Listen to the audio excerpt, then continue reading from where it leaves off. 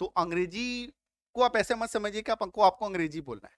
आप नॉर्मली क्या बोलते हैं, कोई भी एक लैंग्वेज यूज करते हैं, नॉर्मल घरेलू लैंग्वेज तो बहुत सारा है, बट मैक्सिमम जो है पूरा इंडिया में हिंदी बोला जाता है ना। तो हम लोगों को हिंदी से अंग्रेजी सीखना है। मैं आपको एक वाक्य दिखाता हूं, है ना। नॉर्मल हम लोग कोई भी एक वाक्य ले लेते हैं, जैसे कि मैं पढ़ रहा हूं। कोई भी एक वाक्य ले लो, मैं पढ़ रहा हूं, मैं खा रहा हूं, मैं खाता हूं, मैं जाता हूं, वो सो रहा है, उसे सोना है, उसे जाने दो, कुछ भी एक वाक्य ले लो, है ना। मैं पढ़ रहा हूं, मैं सीख रहा हूं, है ना। एक वाक्य मैंने लिख लिया, मैं पढ़ रहा हूं। ठीक है, इसको आप देखिए, किस किस इसको थोड़ा सा मतलब ब्रेक कीजिए। संधि विच्छेद पढ़ा है ना आपने, ब्रेक करते हम लोग, है ना। इसको तोड़िए।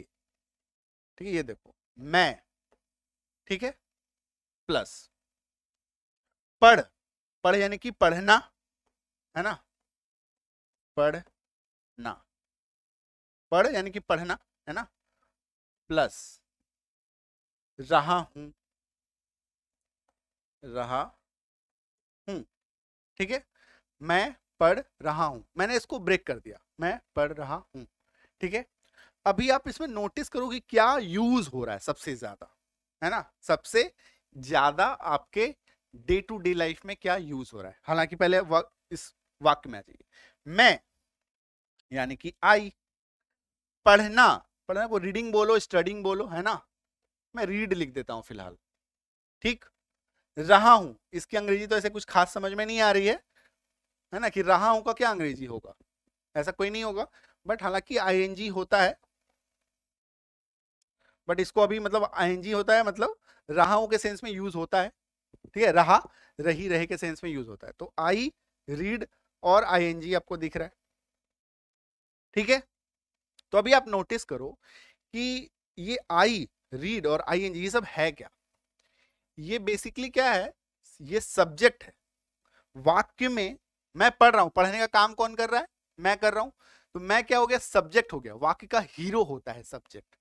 ठीक है, सब्जेक्ट, सब्जेक्ट मतलब कि जो काम कर रहा है, जो उसमें मौजूद है, वाक्य में कोई ना कोई होता है ना। जैसे कि आप पढ़ रहे हो, यू आर स्टडिंग, है ना। आप अभी वीडियो देख रहे हो, यू आर वॉचिंग वीडियोज, है ना। तो आप क्या कर रहे हो, आप वीडियो देखने का काम कौन कर रहा है, आप कर रहे हैं। तो आप सब्जेक्ट हो गए, है ना। ये विषय वाला सब्जेक्ट नहीं है ना, ये अंग्रेजी वाला सब्जेक्ट है, सब्जेक्ट हो गया। रीड यानी कि पढ़ना, वर्ब हो गया, VERB, है ना, वर्ब हो गया। और ये फिलहाल ऐसा कुछ समझ में नहीं आ रहा कि ये क्या है। ठीक है, मोटा मोटी हम लोग अभी बात कर रहे हैं सब्जेक्ट वर्ब, है ना। हालांकि जो बच जाता है उसको लास्ट में हम लोग क्या बोलते हैं, ऑब्जेक्ट बोलते हैं। क्या बोलते हैं, ऑब्जेक्ट बोलते हैं। OBJECT पूरा लिख देता हूं, है ना, SUBJECT, subject, subject verb object, है ना। तो मैक्सिमम जितने भी वाक्य हैं वो मैक्सिमम, मैक्सिमम क्या बोलो, 100% वाक्य बोलो सब्जेक्ट वर्ब ऑब्जेक्ट से मिलके बना होता है। बहुत सारा ऐसा वाक्य मिलेगा जिसमें सिर्फ और सिर्फ सब्जेक्ट और वर्ब होगा, ऑब्जेक्ट होगा ही नहीं। बहुत सारा ऐसा भी वाक्य होगा सिर्फ और सिर्फ वर्ब होगा। ठीक है, तो आप मोटा मोटी अगर आप देखें, नोटिस करें, तो वाक्य में सब्जेक्ट वर्ब और ऑब्जेक्ट होता है। तो यही आपको सीखना है, सब्जेक्ट वर्ब ऑब्जेक्ट, यही आपका सिलेबस है। अब ये आप पूछेंगे कि स्पोकन इंग्लिश का, अंग्रेजी बोलने का, अंग्रेजी सीखने का सिलेबस क्या है। ठीक है, तो स्पोकन इंग्लिश का सिलेबस यही है, वाक्य को ट्रांसलेट करने की सिलेबस क्या है, सब्जेक्ट वर्ब ऑब्जेक्ट। ठीक है, ये मोटा मोटी चीज को समझिए। अब सब्जेक्ट में क्या दिखता है आपको, अभी आई दिखा, कभी यू आ जाएगा, कभी वी आ जाएगा, कभी दे आ जाएगा, कभी ही आ जाएगा, कभी सी आ जाएगा, कभी इट आ जाएगा, कभी कोई नाम आ जाएगा, मोहन, सोहन, रोहन, गीता, सीता, कोई भी आ जाएगा, है ना। आ रही है बात समझ में।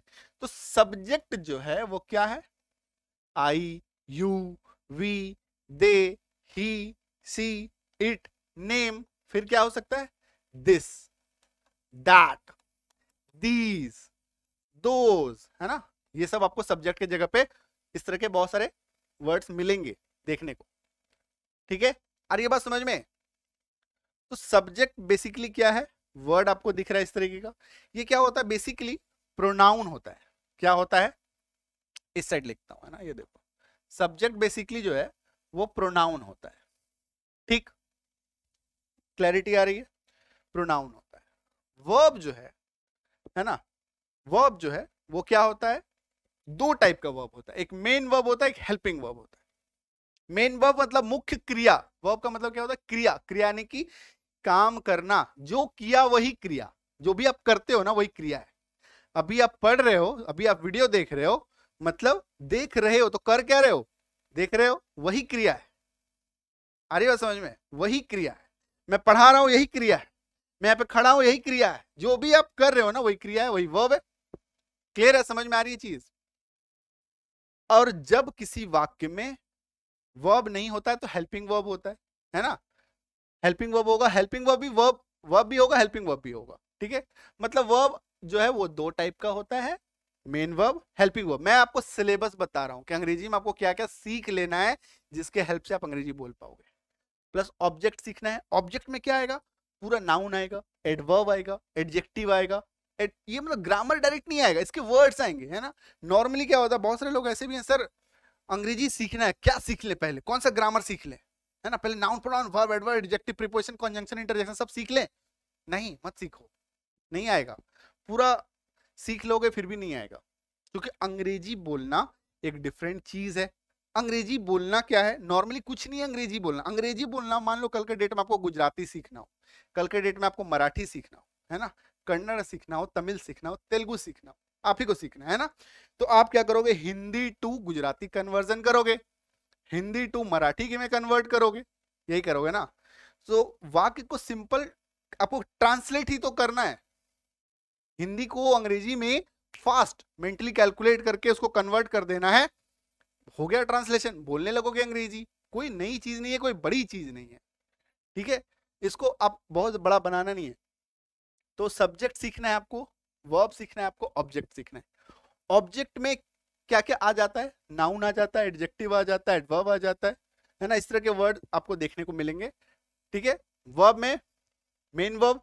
अब ये देखो, रीड, पढ़ना, नॉर्मली जो है वर्ब क्या होता है, लास्ट में ना आता है, पढ़ना, लिखना, बोलना, हंसना, उछलना, कूदना, रोना, धोना, सब। ठीक है, जिसके लास्ट में ना आ जाए वो हो जाएगा वर्ब। ठीक है, कटरीना और नाना को छोड़, नाना यानी नाना पाटेकर, है ना। पटना, अब कोई बोलते सर पटना है क्या, ये सब फालतू की बातें नहीं करना, है ना। एक्शन होना चाहिए, पढ़ना, लिखना, बोलना, सोचना, इसमें एक्शन है ना। पटना में कोई एक्शन है, वो तो रुका हुआ है ना एक जगह पे। ठीक है, आ रही है बात समझ में? पढ़ना वर्ब हो गया। हेल्पिंग वर्ब क्या होता है, is, am, are, was, were, has, have, had, है ना।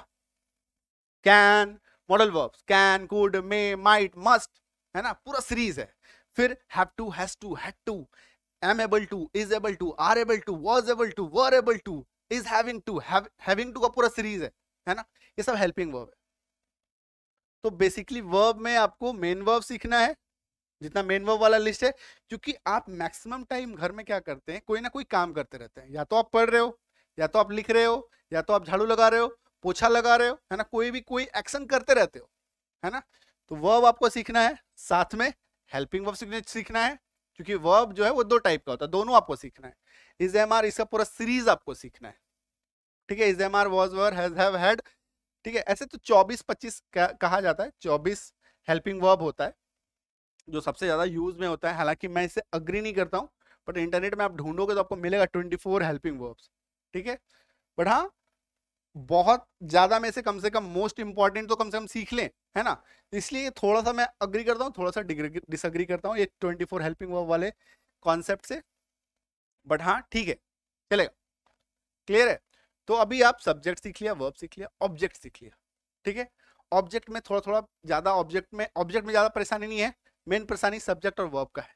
और परेशानी नहीं है, बहुत इजी चीज है। अभी आपको क्या बहुत पहाड़ लग रहा है क्या, इतना ही सीखना है बस। लोग क्या करते हैं अंग्रेजी बोलने के लिए, सर वर्ड मीनिंग कौन सा, डिक्शनरी कौन सा ले ले, है ना, मोटा डिक्शनरी ले लिया, रट रहा है बैठ के, है ना। कोई भी डिक्शनरी रट लो, डिक्शनरी में जो वर्ड होता है ना वो वर्ड हम लोग यूज ही नहीं करते। डिक्शनरी का पहला वर्ड आप क्या देखते हैं, अबेट, अबैश, अबेंडन। देखो डिक्शनरी का पहला वर्ड देखना बहुत हार्ड होता है। ए से जितने भी सीरीज वाले जो शब्द होते हैं वो ऐसे ही होता है, अबैट, अबेस, अबेंडन, है ना, अवेक, अवोक, ऐसा पूरा लिखा भरा रहेगा। ऐसे शब्द हम लोग प्रैक्टिकल लाइफ में, अपने normal day to day life में यूज ही नहीं करते यार, है ना। तो डिक्शनरी भी रटने की जरूरत नहीं है। मैं आपको बताऊंगा सेट ऑफ वर्ड्स उतना ही रटना है, उससे ज्यादा करना ही नहीं है। उतना करो बोलने लगोगे, है ना। देखो, एक होता है पढ़ने की एक सीमा होती है, पढ़ने की सीमा, लिमिट होती है ना, कि आप पढ़ते जा रहे हो, पढ़ते जा रहे हो, पढ़ते जा रहे हो। अगर टीचर बनना है आपको, पढ़ते जाओ।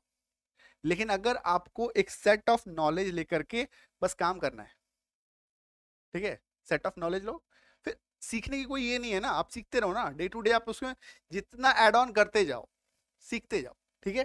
तो मैं आपको सेट ऑफ थिंग्स बताऊंगा जिसको आपको कर लेना है, और उसके बाद आपकी लर्निंग नेक्स्ट लेवल हो जाएगी, इंप्रूवमेंट आप देखोगे कि कल आप कुछ, आपकी नॉलेज जो है इस जगह पे थी, उससे बाद अभी इस जगह पे, मतलब 1 हो तो 10 हो जाओगे, 10 हो तो 20 हो जाओगे, ये 100% गारंटी है, ठीक है। तो मोटा मोटी आपको कॉन्सेप्ट समझ में आया कि आपको करना क्या है, कितना पढ़ना है। बेसिकली आपको सब्जेक्ट सीखना है, बेसिकली आपको वर्ब सीखना है, मेन वर्ब, हेल्प